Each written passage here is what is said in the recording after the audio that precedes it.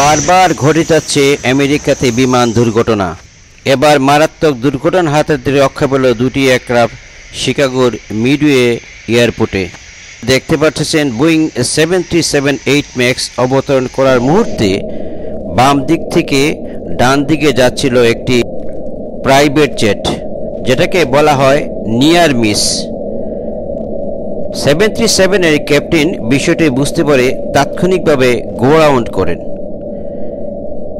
এবং দেখতে পাচ্ছেন যে আস্তে আস্তে এয়ারক্রাফটটি রানে ক্রস করতেছে বাম দিক থেকে ডান দিকে। এয়ারক্রাফটটি ছিল বোম্বার্ডিয়ার চ্যালেঞ্জার 350।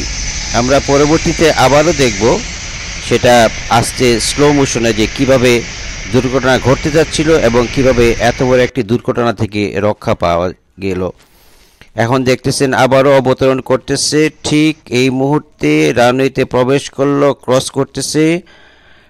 ক্যাপ্টেন তাৎক্ষণিকভাবে বুঝতে পেরে বিষয়টিকে উনি গো রাউন্ড ইনিশিয়েট করেন এবং গো রাউন্ড করে চলে যান।